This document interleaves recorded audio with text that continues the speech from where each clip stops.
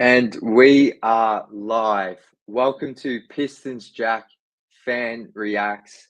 And today we have an awesome game to recap and discuss and talk through with everyone who wants to come up on stage. The Pistons win 106 to 130 in Indiana. They're now 3-0 in the NBA Cup. I'm going to bring up my man Austin in just a moment to talk through what I thought was probably the Pistons' best game of the season.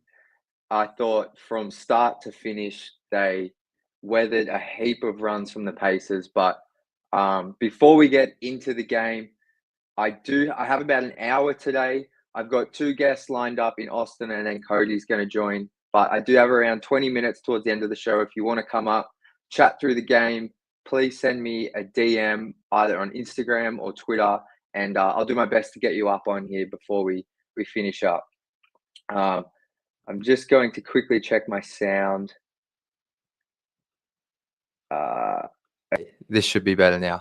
Thank you, Beasley Arrow, for helping me out there. All right. Austin, how you feeling, my man? Oh, man. Detroit basketball. That's what it is, man. That's what it is. Oh, my God. What a game. What a game. What a fun watch. I mean, even down to where they had your heart pounding there for a little bit is, Tyrese Halliburton goes on a little 7-0 run by himself, but even that couldn't stop him. They looked really good tonight offensively, defensively, and everybody defensively was huge. And it was everybody that came in besides TJ McConnell getting loose a couple times. That was a fun one. And honestly, I hate the Pacers so much. I would love them to run up the score every time they play them, not just for the NBA. So I loved it. I loved that they played to the final buzzer. I loved that they were stealing it in the backcourt and just making plays. And I want to shout you out as well. You DM'd me earlier this morning and said, I want to join. And you got organized. You DM'd me and we're discussing the biggest win. So where does this rank so far in this season in terms of wins? Is this the best win? I think it's number one for me, for sure. Just because they looked so good all around. I mean, everybody looked really good. It wasn't like Cade being the one guy who was just doing everything. Everybody chipped in. I mean, even off the bench, Malik Beasley's a plus 30 off the bench. Like, that's ridiculous. And you're getting production out of everybody. I think all of it. That's 100% the best win of the season. So I think so too. And I tweeted it out just before the end of the game. I thought that was just their most complete and mature game. Like, because the Pacers, like, they had runs and there was that moment early in the fourth, like the turnovers. I think the Pistons had 4 turnovers. Pacers were making their run and they just weathered it. Cade come back, hit a huge 3, then made another layup. But then the Pacers still kept coming, but the Pistons just weathered it. I know the Pacers aren't the same team as they were last season, even offensively, but to do that on the road in Indiana, I think I agree with you 100%. That's their best win of the season. And I think that's something they can really grow from and really use and look back on in the season. Absolutely. And I just want to – there's one play in particular that I really want to call out that I really think kind of saved them from really going down, and it was Jaden Ivey saving that bad pass, saving it and then getting it to Tobias, and he hits the 3. I think that was huge. But, yeah, I think building on this, I mean, let's see. They play tomorrow, right? I don't Yes, they play – that's okay. They play Philadelphia at home tomorrow. I haven't looked at the injury report, but I assume Joel Embiid's out and probably Paul George. Probably. I would assume maybe both of them. But, yeah, I mean, that game, whether they are or aren't playing, I think that the energy that this kind of win can bring, you hope to just kind of see that roll into the next game and then kind of help them into Monday or Tuesday when they go for the Group B final. So, I mean, it's fun. And I don't know, like, you watch that game and you're wondering, like, okay, Cade's first game back, kind of how he's going to go. And then he's just the same player he was. Like, I almost wonder if he was healthy for that Memphis game. And you guys had kind of talked about this of, like, if he wasn't super there yet, just keep him out, let him get that extended break because he really was going through it towards those last couple games. So it's got him some rest, and he came back real refreshed. So I think that's why, if we go back to earlier in the week, Jaden Ivey hitting that game winner, getting that win against Toronto, allowed the Pistons to, I don't want to say take the night off in Memphis, but it allowed you to give Cade that rest. It allowed you to give Tobias that rest and bring them back for the most important game of the week. And I thought both of them were excellent. And I absolutely love that you brought up that play about Ivy saving it from going out of bounds. And then Tobias, he hit two crucial corner threes in that fourth and then got an and one. Yeah, that So was he was, I agree with you. That play kind of turned the momentum. But just back to Cade as well, because I think that's where we'll go first. He had 24 points, 10 assists tonight, or maybe 11, but no slow start. Like he's missed 3 games, I think. Came out, hit 2 threes immediately. It felt like 10 points in the first quarter. I mean, what did you see from him? Yeah, I mean, he just looked super under control early on. I think when he came out, his first rest, he had 6 points and 3 assists already. He was in the game for like 4 or 5 minutes, just hand on everything. And I mean, he was clearly the best player on the floor in that second half. When they were kind of going on that little bit of a run to get him up, I think they got up to about 23. When they got to that point, you could see he wanted the ball. He was making the plays, trusting Asar in the corner 3 times in a row. That third one, it was a no. Okay, nice shot. Just the confidence to go back to him and be like, I trust you to make this. And he did. And he was just clearly controlling everything. I mean, he had that one move. I think it was against Jarris Walker. He got him into the middle, spun off him, laid it up. Like, it was super easy. Like, he just is so fluent with everything that he does. And when he's in that mode, he really just controls everything. Like, he really does. Even on his defense has been insane this year. Like, he's really stepped it up on defense. And I think that's another thing that you saw, when he was out, he is a pretty big part of that defense, like guard rotation. So I think just getting him back for that is huge for them. So everything he did, I mean, he had a couple bad turnovers there. I think they were like back to back, but you know what? He's a high volume player. He's going to have the ball in his hands. It's going to happen. Just kind of happened at a really bad time, but he corrected it, got right back to it. So him, and then, I mean, Jaden Ivey tonight too. I was going to get to him. Don't worry. I mean, that's the game I've been really wanting to see from him, especially going up against Benedict Mathurin, because it seems like every time they play, Mathurin's always in his face, just talking and talking and talking. And it's like, it's not that Jaden Ivey has played bad against him. It just seems like he usually plays better. So it was really good to see him kind of go get it tonight. So I'm going to get to Ivy in a moment because I want to spend a few minutes talking about his game with you. But just to round it out on Cade, I love that you brought up the defense and how they missed that, because he still has moments where he gets lost, but I think for the most part, like, he's been the leader of this defense, honestly. Like, 2 steals tonight. I mean, led the defense 2 steals. I mean, Malik Beasley had 2, but yeah. And the block shots he's had this season, I don't think he had one tonight, but just the defense overall, like he's just led from that end, I feel like. And I think everyone's followed, and I think it's just they missed that when he was out. And just even tonight had some awesome possessions defensively. And that's huge for him as a leader in this team. So absolutely love that you brought that up. But let's get to Jaden Ivey. I think he finished with 23, 5 boards, 6 assists, shot like 60% from the field, like complete game, couple of steals maybe, made Benedict Mathurin look mid, like, to put it bluntly. And that was the most satisfying performance from Jaden Ivey. Because, like you said, Mathurin just talks. Ivey never talks back. Like, there's that clip from the All-Star game last year where Ivey essentially says nothing, and I love that Jaden just does the talking with his game, and he got that dunk and he yelled right out Mathurin, and that's the way to go about it.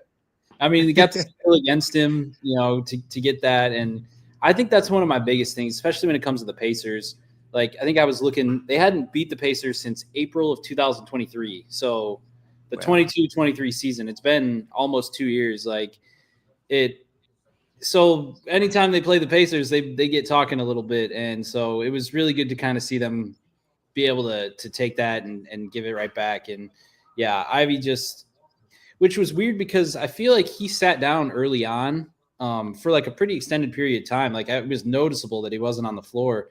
And yeah, I really like this. Kind of goes back to just how poorly the team was run last year. Just the difference in how they are on the court with between him and Cade. It's just great to see. It's great to see Ivey being able to like be the lead guard when Cade needs a break, and he's been a little inconsistent, but this is what you see when you're like, okay, once he really starts getting it down, it's gonna be something special. Yeah, I think like there shouldn't be many questions now about that backcourt.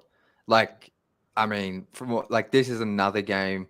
I feel like they've had at least 3 or 4 of these so far this season where they've both probably been the Pistons' 2 best players.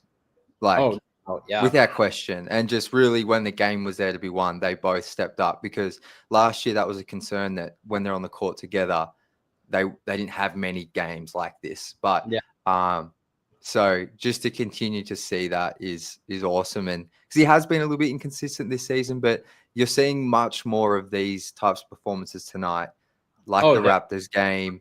You're seeing much more of those instead of like the one the other night in Memphis where he has like 7 turnovers and a little bit out of control. But I want to ask you. Oh yeah, you really, go. Really quick. I think that's also just a product of Cade not being out there. It's tough for him to be like, hey, try to. If it's like one game, hey, go be the lead point guard, sure. But like it's in his blood to go score the ball. So I think when you're trying to get him to really slow it down and run the offense, like that's just not the kind of player he is. He can be from time to time, but consistently, I don't think that's what like he's more of just go score. And he can facilitate off of his scoring, but he's more score first, where, I mean, Cade's obviously more of a point guard. So sorry, just wanted to throw that in. You were going No, that's an excellent point because it's great context to the Memphis game because that was what we pretty much talked a fair chunk about on last stream was the lack of point guard play. So excellent shout from you. I wanted to go that there's so many players, but I think a guy who I thought was awesome tonight was Jalen Duren. Oh, no doubt. Especially because what we saw opening night, where Miles Turner really got a hold of him, kind of picking and popping. I thought Duren was awesome. He had the 4 blocks, double, but yeah, what did you see from him?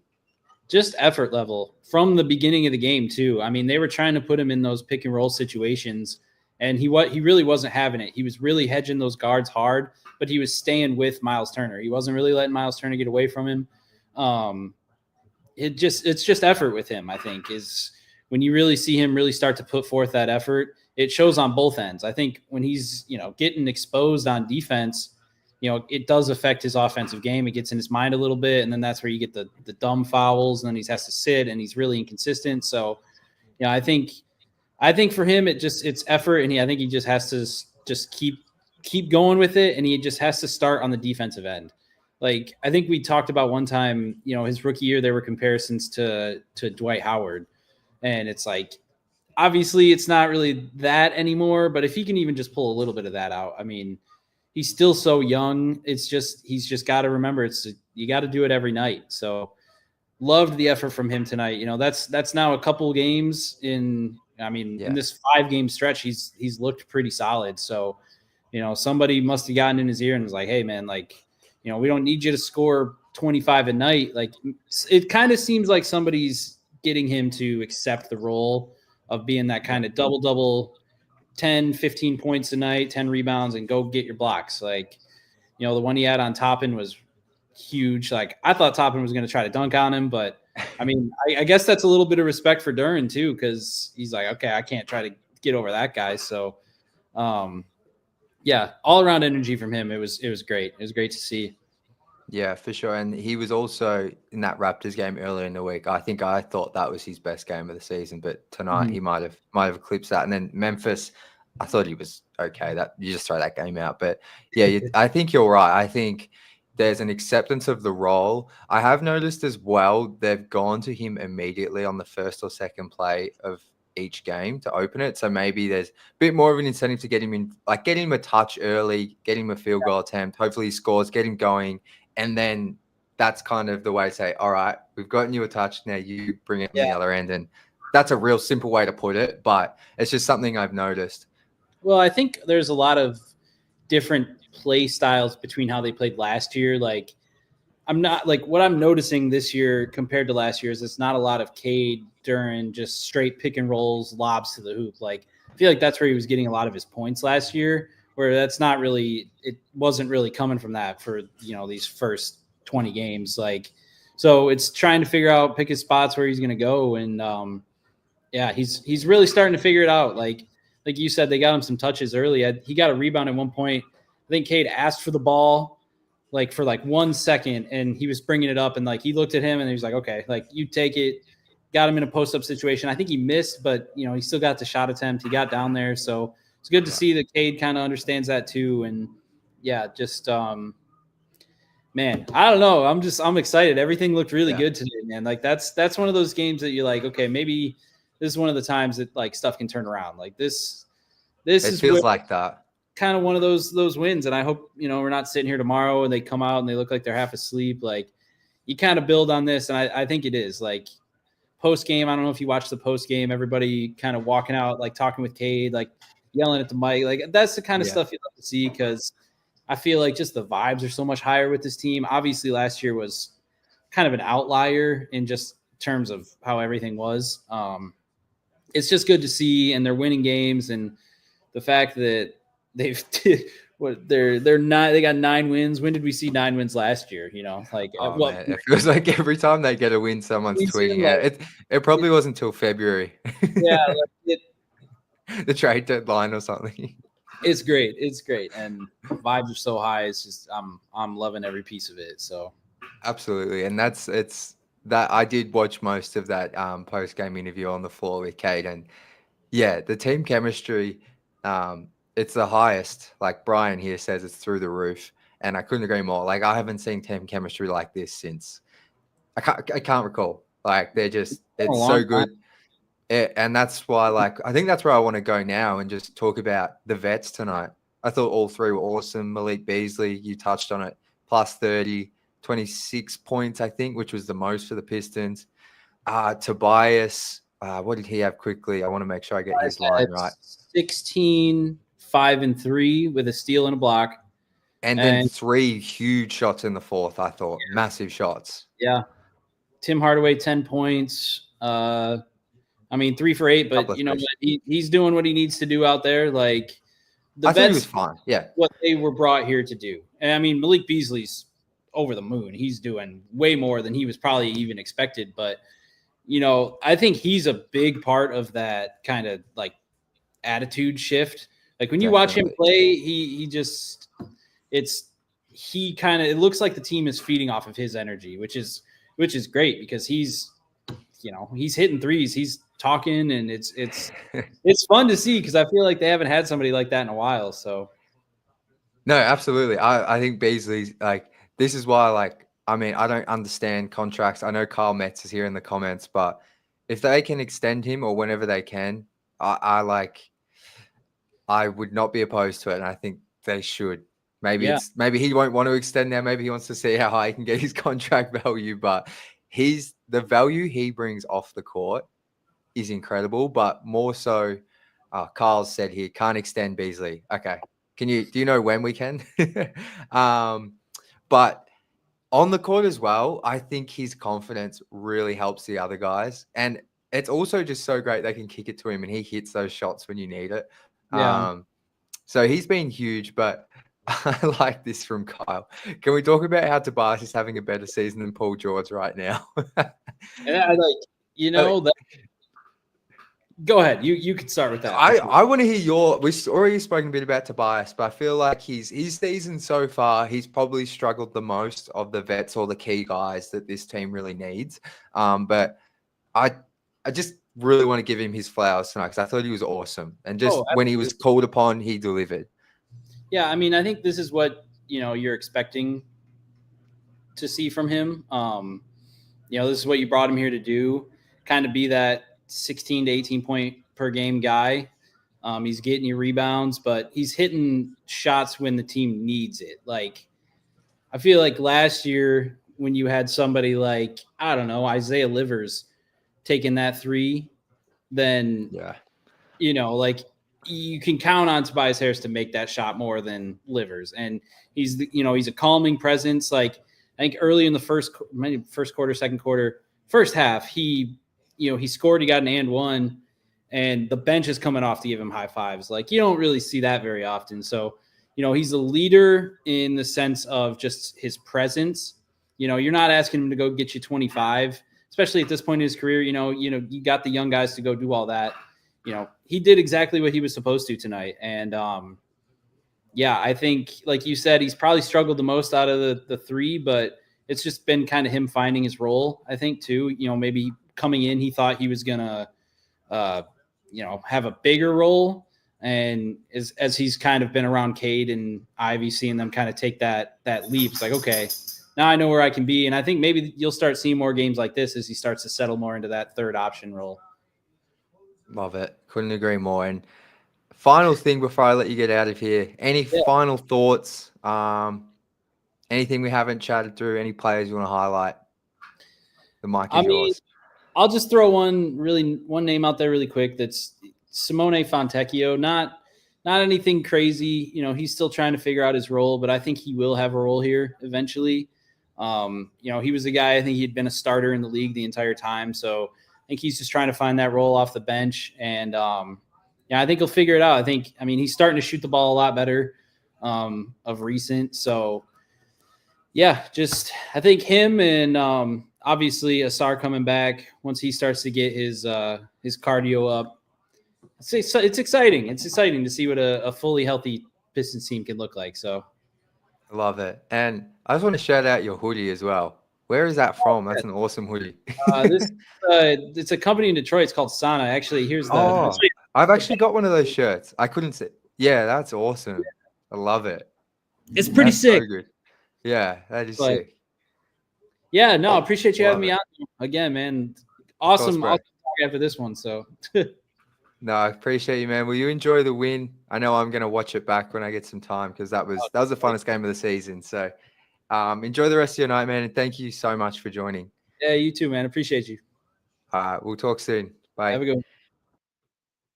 All right. I'm just going to bring up Cody here in one moment. Cody, how are we feeling? It's a dub, brother. It's a dub. 3 positives. 3 positives? Man, there's so many tonight. Cade being back. I thought he was excellent outside of the fourth quarter for those 2 or 3 minutes where he got a little loose with the ball and careless, kind of let Indiana go on that run. Ivey,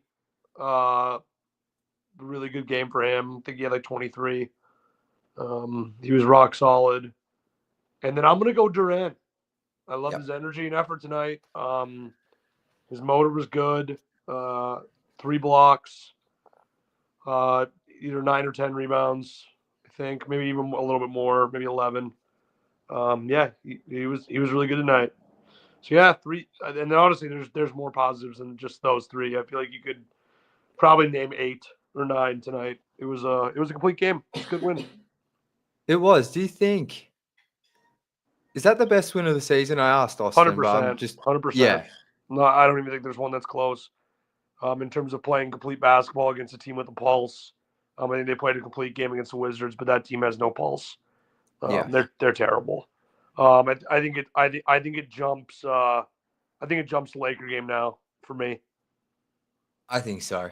I think they just because I felt like I know the Pistons had a pretty sizable lead for portions of this game, but I still just felt like the Pacers they threw plenty of punches and who are the Pacers missing? I know they're missing Andrew Nembhard, but and they're missing another guard / forward. Okay. I feel like though they had Siakam, Turner, Halliburton, they might be missing someone else, but on their home floor in Indiana, I thought just to weather the storm and keep fighting back, like you said, that little stretch from Cade there was when that's happened this season, he hasn't really responded in those fourth quarters, but he kind of came back and steadied the ship. So yeah. He played really, really well tonight, and you can just tell how much better this team is with him. It's astounding just to see the effort change from Memphis to here, which I think we kind of talked about it on It was like end of last week when we were trying to predict the record for this week, and I was like, I don't know what they're going to do in Memphis. All eyes are going to be on Friday. So, I mean, hey, look at this. Worst case, 2-2 week. I mean, honestly, I just looked at the 76ers injury report, and it should be a 3-1 week. There's no excuse. Yeah. Can you just quickly go through it if you can remember Paul it? George, Kyle Lowry, and Embiid all out. Caleb Martin is questionable. Okay, so there you go. That's like their starting lineup. Well, obviously not so Maxey, you have yeah. you have their two best players. I mean, you could argue Maxey's better than Paul George potentially, but it's the three best players, a veteran point guard coming off the bench, and potentially another bench piece that plays a lot. So I mean, really, what you have left is you got Jared McCain, Tyrese Maxey, Kelly Oubre. I mean, that's really in terms of guys that can really beat you scoring wise, and not a whole lot of pop inside, defensively or offensively. I mean, this is a game you got to win. I agree.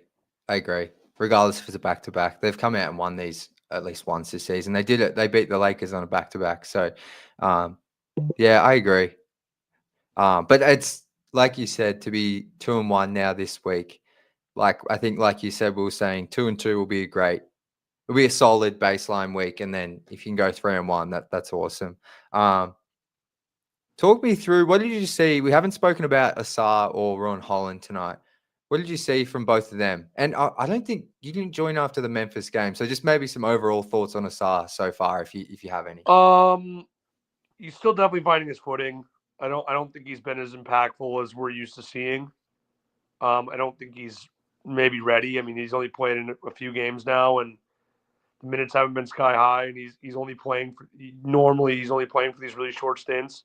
So it's hard to get in a rhythm when you're playing basketball for like 2 to 4 minute stretches consistently. Yeah, I think also he's defensively he's not all the way there yet.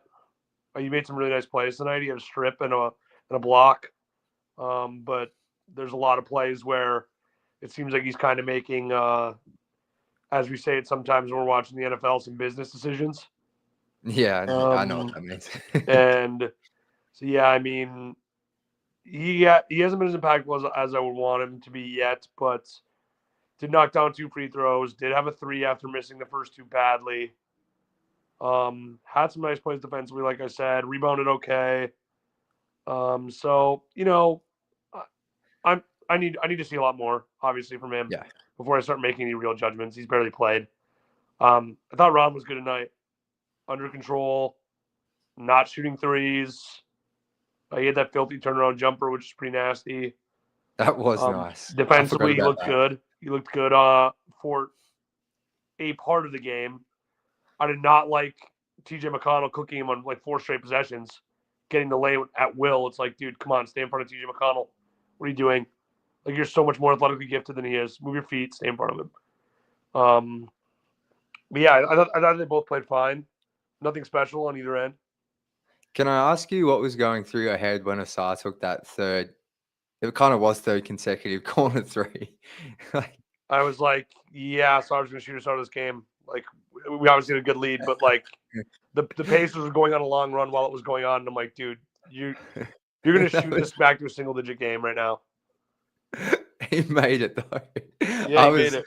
Because the lead had gone from like 20, but I think it was around like 18, 19 when he took the first one. Then it was like 16. Then it was like 14. I'm like, oh yeah, no, it was 14 points. Yeah, it was a 7-0 run. It went from 21 to 14.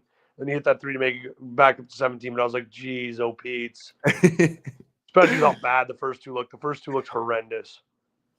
I know they were both well short, but he made it, and then that was like kind of huge, put him back up by 17. But yeah, I think most of everyone watching that was similar to you. I know I was, and then just to see it go in, I was like, oh my goodness. But where else do you want to take it? We've touched on Cade, Ivey, Duren, bit on the vets. Yeah, I mean it's nice to have a game where you have so many angles to talk through because I literally thought everybody that touched the floor for any amount of minutes was good. So it's really hard to find anything to pick on or anything. Yeah, we're doing. I guess I'd like to talk about Duren more, honestly.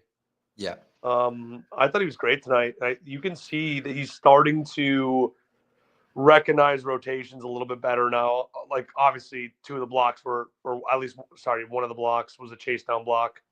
So he didn't really. It was obviously different than rotating, but he had a few blocks where he was rotating over on help and swatted that crap into the bleachers. I thought his energy and motor was really good tonight. I just wish you get that out of him every night. I don't know how you do it, Yeah. but you need to get that out of him every single night. Well, I thought he was pretty close to that in the Toronto game earlier in the week. So it's nice to see him kind of replicate a little bit. But I'm with you. Like when it just felt like tonight, the energy was there all game for the most part, and then he just locked in. Like I just can't recall, and I'm sure someone will find something, but I just can't recall him making any massive mistakes. At least on like back-to-back possessions, or No, I know I don't Turner. think. Yeah, I was watching him pretty closely, and I don't think he did really much wrong. There was one closeout where he was late. I mean, that kind of just is what it is with him. I think he just does not move well enough to get out on those when he's like playing drop. yeah, So what are you gonna do? He's not athletic enough that way. When he's playing drop on some of those, but I don't think he made any egregious mistakes tonight defensively at all. yeah. I agree. I was like, I was, I was almost waiting to like for something to happen, but he was just solid. Like I just felt like he was in the right position most of the time, and just I felt like you look at the box score tonight and you felt all of it. Like I can recall most of those plays. Like it was all meaningful. So Yeah, I mean I it's think one of the first. I'd say it's either the first or the second game. You probably argue Toronto as well, where he outplayed Stu pretty comfortably. yes, So I mean it's been pretty much all Stu pretty much all season on who's playing better. But I think Duren this is probably the first week where I felt like he's played better than Stu, and yeah, that would that's be a great for great this call. team because Yeah, Stu's playing pretty good basketball. So if Duren can continue to play better than him, that's going to help the Pistons a lot. yeah, absolutely, absolutely. He was, yeah, Duren was awesome. He like in terms of impact, like I thought it was kind of Cade and Ivey, and then Beasley and Duren. Like those four guys were just huge the whole game. I felt like, Yeah, I would argue putting Tobias in that group as well. Tobias was really good tonight. yeah. No, well, those like those corner threes in particular were so huge that he hit in the fourth, just at really key points of the game, and that was, earlier in the season, you and I were on here talking about how he can't hit those, Yeah, no, and honestly, he had a couple others rattle out in and out. Like yeah, he could have easily had a 20-point game, 20+ point game. He just didn't get some luck on a couple of those threes. yeah, no, he was really solid. He was really really good. Looking ahead just a little bit, the Bucks game. I'm with you on the Philly game. They should win tomorrow. But just in terms of the NBA Cup, I think, correct me if I'm wrong, but the point differential doesn't really matter. The Pistons just have to beat It the does matter Bucks. for the wild card. Oh, okay, good. That's why they keep Okay, track of it in the first place. yes, okay. So Thank you for I correcting looked me through there. it before I came on, just so I could, for the first time ever, sound educated about this NBA Cup. So if they lose, they need Orlando to beat the Knicks, and they need they need they need to lose by less than 5 because the Okay, Celtics are at plus 23. okay, So basically, a very close loss and a Knicks win, or Orlando win, I should say. Orlando win gets them the wild card spot. okay. Awesome. And then obviously, if they win, it They doesn't win, they're matter. in. They're in. They win, they're Yeah, in. 4-0. I know the Bucks have been better lately. I haven't even looked at the standings. What do you have? They played much better lately. I think they've won like something like 5 out of the last 6 or something. Like they played much better recently. Okay, They got so Dame back. it's a much different team to the one we saw probably 2 weeks ago. Correct. Did Dame play? No, he didn't, did No, he? Dame did not play. Okay, I forgot. This is the So, first look, it's going to time. be a tough game. At least it's at home. Yeah, Honest thought. I fully expect to see the most raucous LCA that we've seen in a long, long time. Yeah. This will have to be like as close to we would have gotten to a playoff atmosphere. I'd like to think it's going to be packed out. I mean, I don't see a way in which LCA is not, 3/4 full or more Yeah, and have rocking. to be. Have to be because it's the Bucks as well. Like, it's a good opponent. You got Giannis there. Like, if I was in Detroit, obviously I'd be there. But that's a game like you have to be at if you got time and money. But that's also why I think that 76ers game is so important tomorrow, just to keep the momentum rolling. I You agree. get a great win tonight in the NBA Cup. You beat the 76ers tomorrow, a team you should beat with what they're trotting out on the floor. You go into the Bucks game with a 2-game winning streak. Chance to make a 3 for a millionth time in a row, or a million times it feels like this season already. The magical 3-game win streak that seems to haunt us. And then look, if you win those next 2 games, you're 11-12 and probably the 7th seed in the East at that point. I was just going to check what they would be. So yeah, I think 11-12 sounds right. So 11-12, going to the NBA Cup, you'd get some momentum before this ridiculous December schedule that you have to play. Yeah, I did get a sneak peek at who's coming up after the Bucks. I saw some Knicks, I saw some Celtics, I saw some other, and that was just the East Coast team. So, yeah, it's pretty brutal. It's kind of why tomorrow matters so much because you still got to stack these wins. So it's against. Yeah, I mean, if you want to make the play in games like tomorrow where you're playing a skeleton crew basketball team at home, you have to win. You have to win. I don't care if it's second out of a back-to-back. Yeah. Philly is depleted, so depleted. You have to win. You can't lose that game. I'm with you. And did you say Philly played today? Philly did not play today. Okay, all right. Regardless, though, like we saw them, like we said earlier, like they beat the Lakers. That was second night of back-to-back after they'd just been in Philly. So they can do it. So they should win that. And that'll be, I hope that's just another relaxing game. I get the sense he'll probably be close. Yeah, I mean, I have a hard time saying it's really hard for me still because I have so many scars from this team, but it's really hard for me to say they should beat anyone. I really do. I agree. 76ers, but saying it out loud just makes me like, sorry to put that in the air. Yeah, I'm with you. As you think it, and then at the second you say it, especially if it's on like a stream like this, or like you said out loud, you're like, "Oh, have I just jinxed the game?" Yeah, I can already see the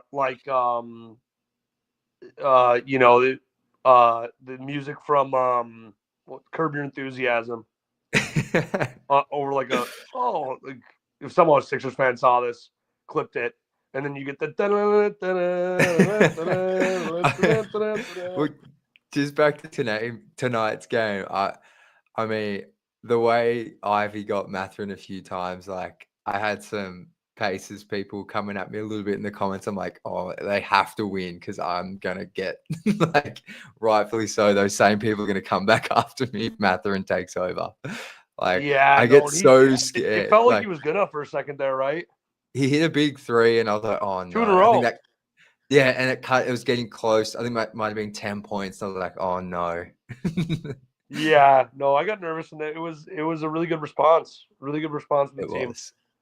It really was. I think that's why I just like. I mean, you said best game of the season is not close, and I agree with you. Like most mature game, I thought just everyone making plays, chipping in. Like obviously, you can't expect that performance every night, but do you think or believe that there's like tonight is we could look back in tonight some kind of what's the right term, like a turning point or a light bulb milestone? moment? Yes, that's a good way to put it. Yes and no. Yeah. Just because like I think I've thought that a few times already this season. Like when they beat the Lakers, I was like, oh, okay. All right. And then they immediately go out and lose 2 days later to the Charlotte Hornets. And I'm like, okay. So like this literally could be that exact same scenario. You beat the brakes out the Pacers, who I think are a decent team, and then you go to Philly or you go home, play Philly, and you lose. And I'm like, well, they didn't learn anything. because this Philly team's terrible. Right. Like this Philly team's bad, and they lost to him. You know, so it's like I need to see them. I need to see them beat Philly tomorrow, and then I need a very competitive game against the Bucks, and I'll think more highly of this team. Yeah. But after that Memphis game, I took myself back down a few pegs because I was like, okay, this Memphis team with no Ja Morant laid the smackdown on us. Yeah, that was a brutal game. Yeah, I couldn't come on. Michigan State was playing North Carolina in a classic, and I was like, I'm not turning this game off to go talk about this basketball team tonight. I refuse. I do not blame you. Carl came up and we had a pretty good chat, but How much trade? I didn't get a chance to watch it. How much time did you spend on trade talks? I think we went for an hour and 25, and I will say about a good 55 minutes were. Yeah. But I must admit, I learned so much from Carl about the cap and what Trajan could potentially do. I kind of have an idea in my head, but I'm not going to go into that. No, come on. No, we got to hear it. Come on. No, I'm not going to. I have an idea in my head. I have an idea in my head, and then just not share it with people. All it is literally, I've this whole time been like, why don't they go sign a backup point guard? But why don't they what are they looking to do with this free roster spot? And I just think now that Trajan's going to hope that one of the teams looking to get out of a certain tax. I'm so bad at talking about it, but I just think he's looking to take on a contract, get a pick, and that's all he's going to do at the deadline. Hey, there's nothing wrong with that. I would be fine with that. But I've I don't know what I had in my head, but that's why I don't think we're going to see him. Because we went through some backup point guard options, and it was pretty grim.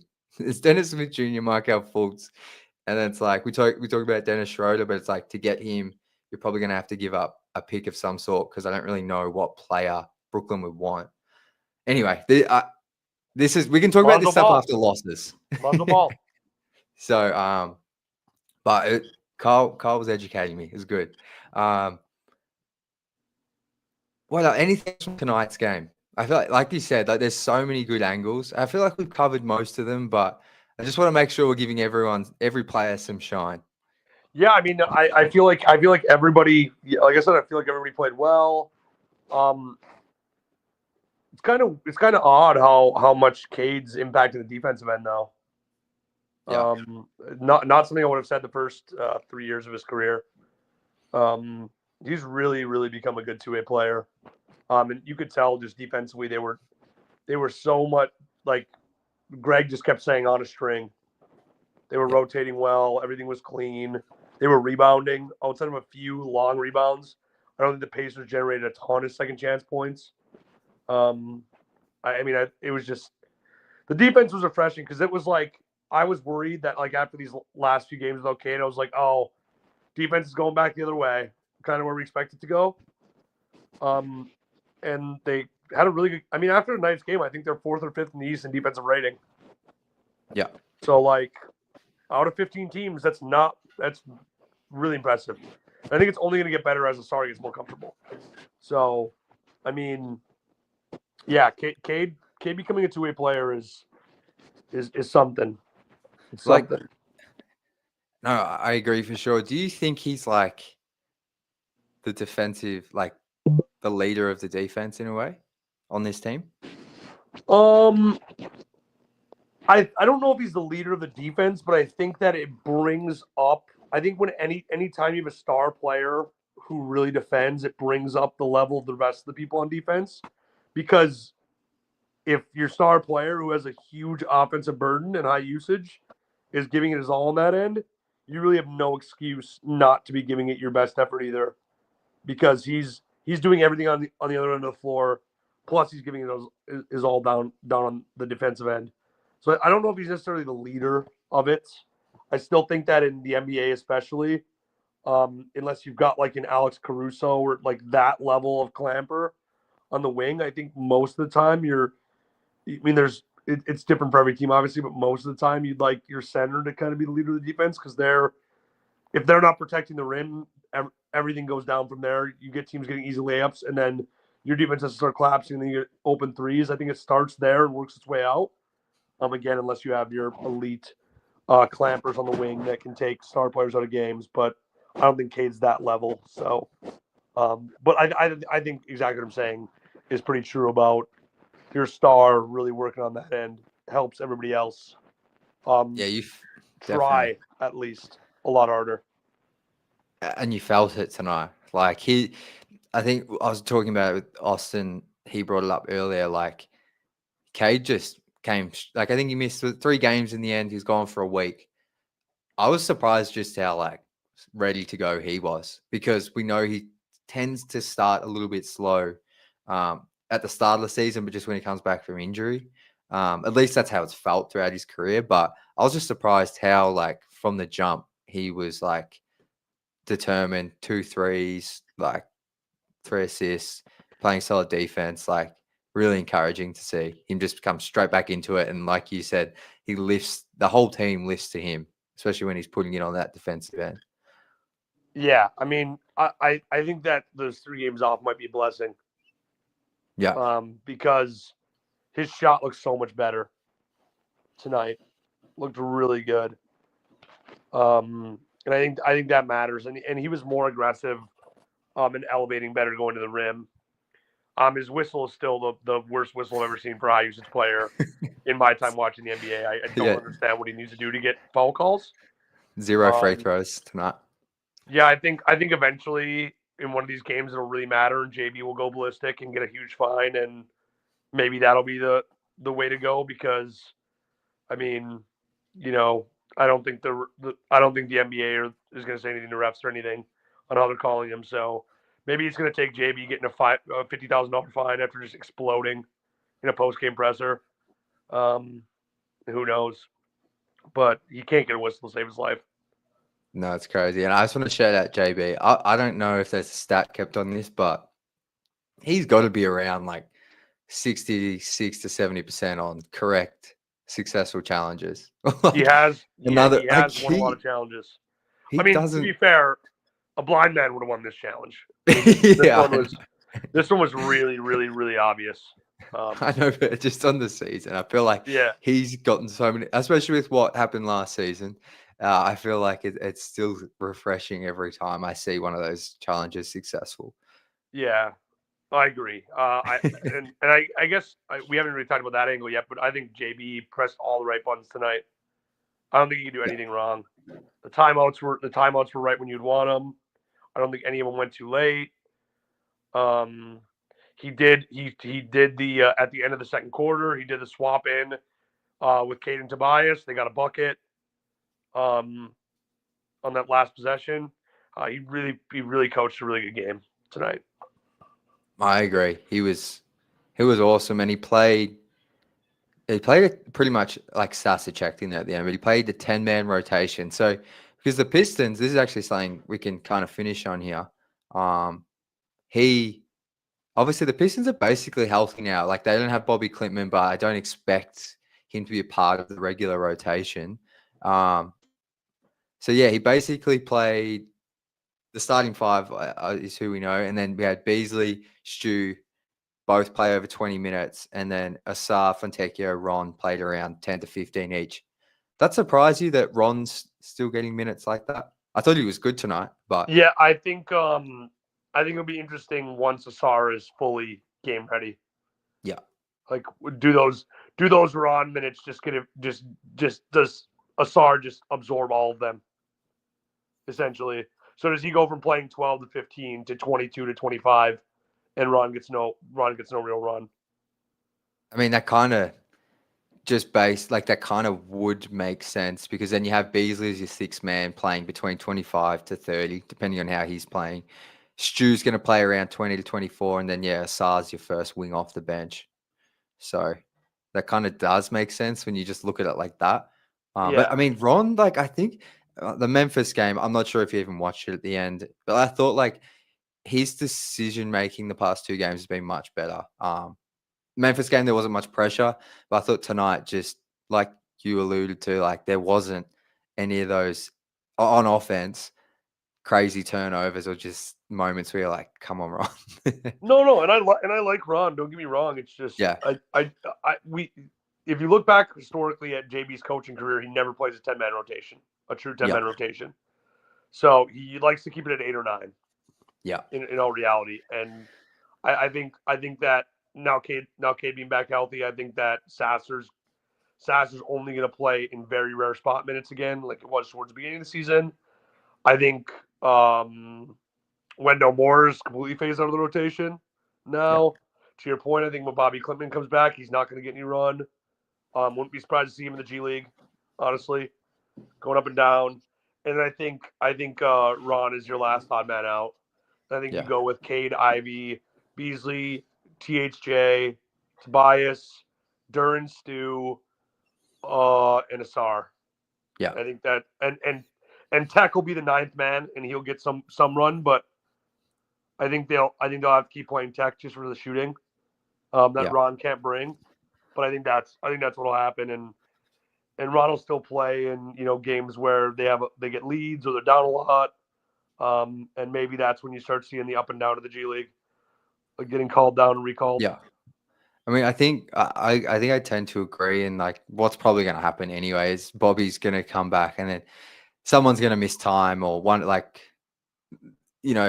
this team's not going to be fully healthy for the whole season. There's going to be someone else who gets injured. So if he sticks to that 9-man, like Ron's probably still going to find minutes due to injury or that kind of thing. The one thing I do like about Ron and why I want him on this roster, even if he doesn't have a consistent role, is I feel like if energy tonight was awesome, but sometimes this team can lack energy. And I just feel like he's a guy you can throw in there and he just kind of brings immediate energy. Even if it's just in a short spurt, it's kind of nice to have that. But that's not the best for his overall long-term development. But that's just kind of why, even if he's not in the 9-man rotation, which when Asar's healthy, he shouldn't be probably.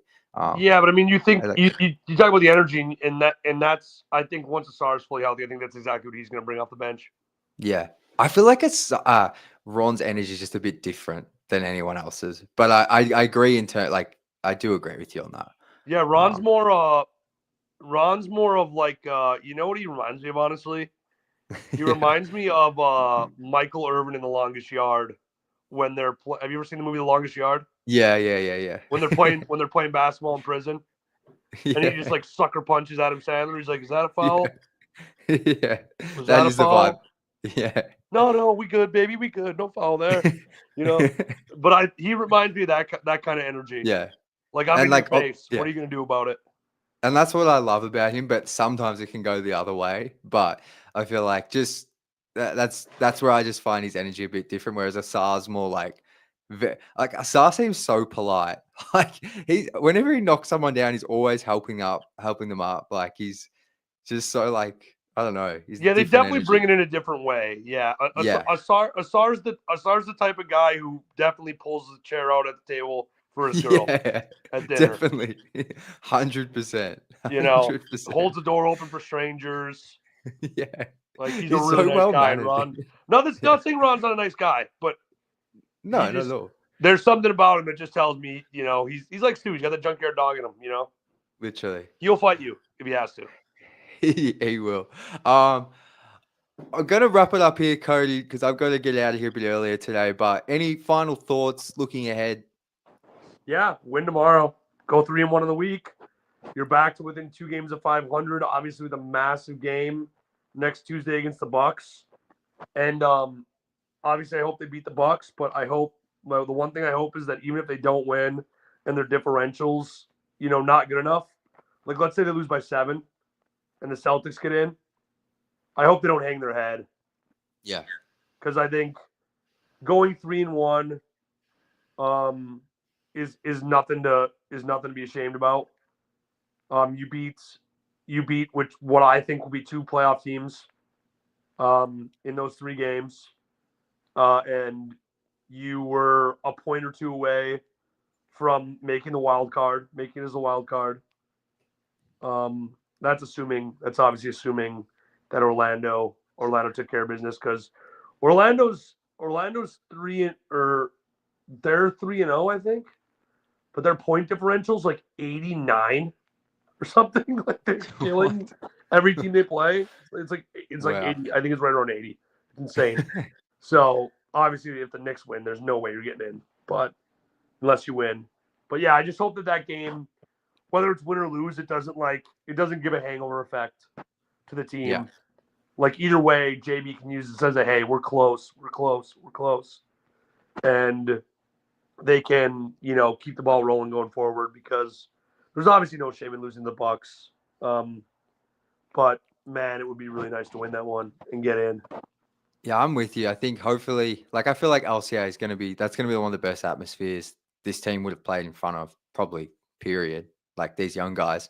So I just hope they can play well in front of the fans. It's got high energy, great atmosphere, and just take it down to the last 2 minutes. And yeah, if they even lose, yeah. Go ahead. I was just gonna say, even when they go on the road, people look at the schedule and they're like, oh, they're playing the Pistons. I can probably skip tonight. Yeah. They're not exactly getting raucous crowds when they go on the road either. Yeah. So, yeah, I think LCA, I mean, if it's not, because I just checked ticket prices are still dirt cheap. I would be just go, even though I didn't get a great seat, I would still be going to just be there and watch the Pistons play a meaningful basketball game. It's going to be good. What? This will be the first meaningful game the Pistons have had in 4 years? Yep, since 2019. Yeah, exactly. So 5 years, first meaningful game. That's crazy. I mean, you got to go. Yeah, if you're in Detroit on Tuesday and you don't have plans, even if you do have plans, cancel them and go to the game. I agree. Who has plans on a Tuesday night? That's normally a pretty free night, I feel like. Yeah, it depends. Maybe you got a date or something, Maybe true, you got a Tinder date. Ditch them. Or better yet, take them to the game. I was going to say, take them to the game. Better yet, take them to the game. Yeah. But if they don't want to go to the game, you ditch them.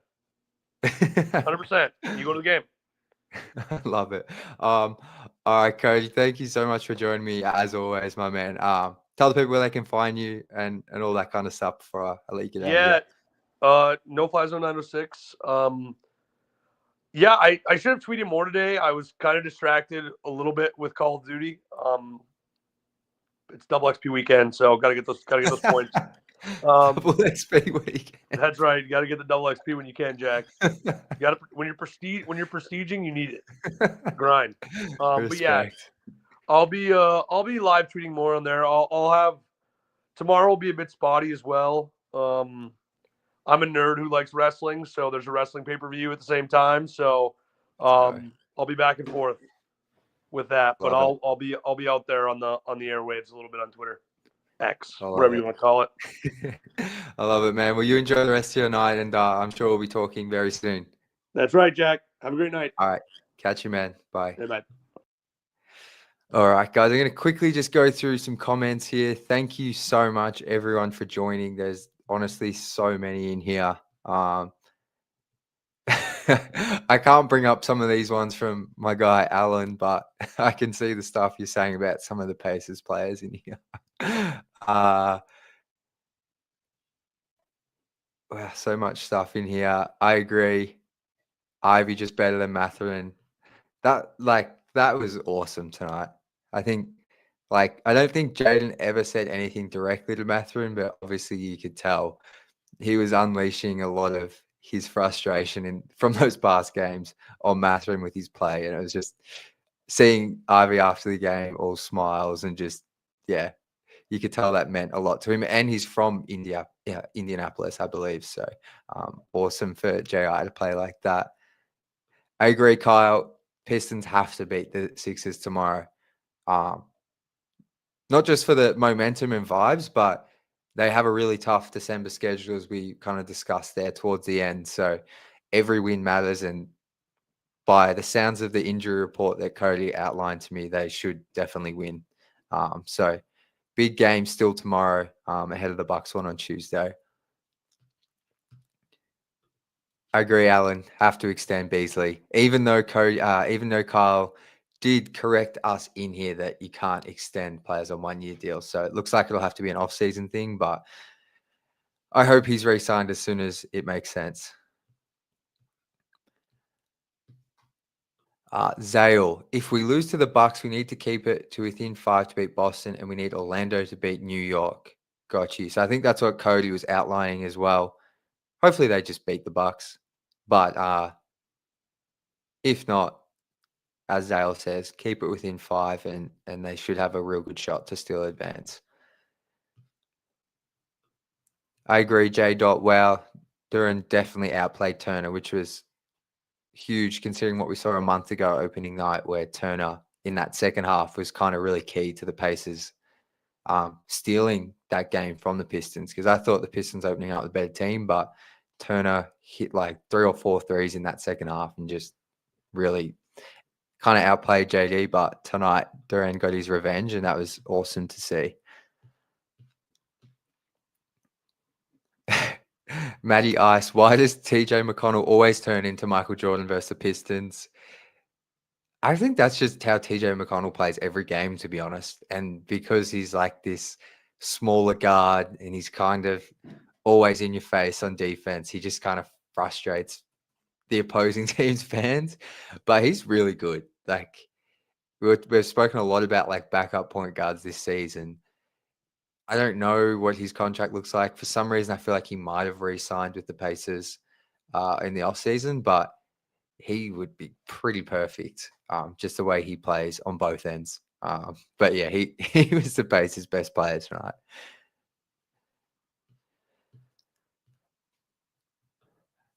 I agree, Derek. Proud of this team for fighting every game, particularly within this game, as we spoke about. The Pacers, although it ended up being a blowout, I feel like the Pacers at times had plenty of like chances to get way back into this game. They got it to like 10 to 12 a few times, but the Pistons just didn't give in. They just kept fighting back, and that's why I just feel like it was such a mature win and something that maybe we can look back in a month's time and be like, that was the turning point for them. Because on the road, I feel like it's so much more difficult when you have the opposing team's crowd getting into it, like to weather those momentum swings from the other team. It's takes a lot of maturity and just kind of calmness to push through and fight back, and they did that.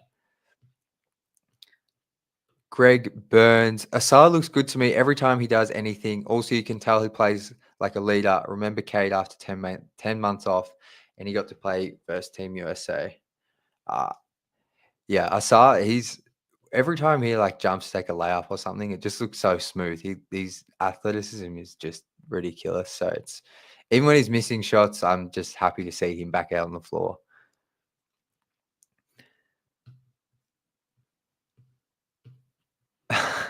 Matty Ice, keep expecting us to lose 20 straight. Yeah, I definitely get what you mean there. I constantly I think that's just the PTSD from last season. It's probably going to take at least another few months to get that out of us watching this team, but I don't think there's any question that this team is like miles better than the one we saw last season. So some of those feelings are still going to linger, but hopefully they start to go away come next year. But I definitely get how you feel like that. Just checking through some final ones here. I agree, leading lines. If Ivey becomes a natural scorer, he's an all-star. And I think something Cody said a lot on the streams so far this season. If Ivey, like the games we saw this week against Toronto and then tonight in Indiana, where he's just efficient, 25 points, 5 assists, 5 rebounds, like it's not all about the box score, but those type of games where he plays controlled, if he can have 4 of those every 6 games, as opposed to it probably being like a 50-50 split, or maybe he has 2 really good games out of 6 and then 2 really bad ones. If he can just get it to a more consistently good pace, that'll mean his scoring is at a great level. And I think he can be an all-star one day, especially when this team's, if they're up the top of the East there and winning heaps of games. I think he could definitely be one. All right, I'm going to round it out here from Mateo. Hey, what's up, man? I just think the Pistons, playoffs or not, have made a huge jump forward last year. I feel like a father watching the Pistons grow. I agree. I pretty much just said something similar, but yeah, it's I was proud of watching them today because, yeah, you really just start to see all of the young players contributing to winning. Like we spoke about Jalen Duren tonight. I feel like he had a really mature game and has looked much better this week. And we're just seeing them grow and develop these winning habits, which they've struggled with in the first few seasons for heaps of reasons, some which aren't even on them. But yeah, I'm with you. Playoffs or not, play in or not, I think they've made a huge jump forward from last season. I think it's a great call from you and a great way to finish out the show. So going to wrap it up here, guys. Sorry, it had to be a bit shorter today, but I have to get out of here. But thank you so much for joining. It's been an awesome show, awesome game. Enjoy the win, and we'll be back tomorrow after the Philly game. But until then, as always, go Pistons.